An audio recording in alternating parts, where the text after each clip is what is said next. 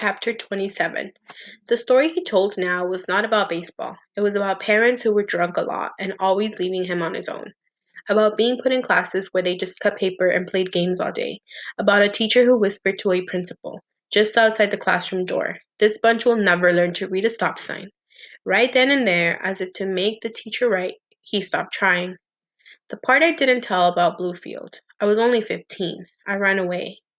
The kid and the old man climbed into the pickup. They made 3 stops. First, they stopped by the park office at the zoo, where Grayson told the superintendent he just wanted to work part-time for a while, in the afternoons. "Fine," said the superintendent, just so you don't expect to get paid full-time.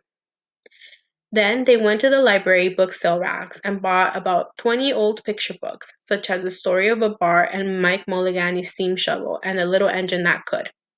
Then they went to Woolsworth for a small portable blackboard and a piece of chalk. Within 3 days, Grayson had the alphabet down pat, the shapes, the sounds. After a week, he could read 10 one-syllable words, but he was reading them from memory. It took another couple of weeks before he began to get the hang of sounding out words he had never seen before. The old man showed an early knack for consonants. Sometimes he got M and N mixed up, but the only one that gave him trouble day in and day out was C. It reminded him of a bronc some cowboy dared him to ride in his Texas League days. He would saddle up that C, climb aboard, and grip the pommel for dear life. And old C, more often than not, it would throw him. Whenever that happened, he'd just climb right back on and ride her some more. Pretty soon, C saw who was boss and gave up the fight. But even at their orneries, consonants were fun. Vowels were something else. He didn't like them, and they didn't like him. There were only 5 of them, but they seemed to be everywhere.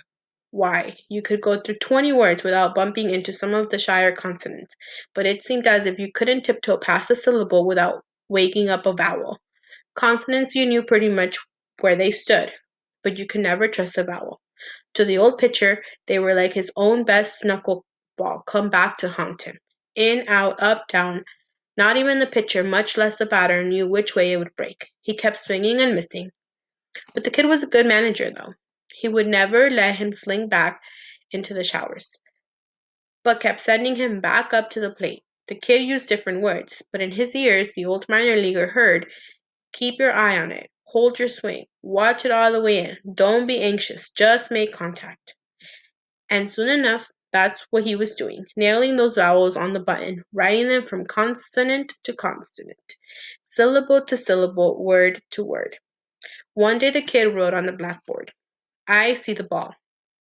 And the old man studied it a while and said slowly, gingerly, "I see the ball."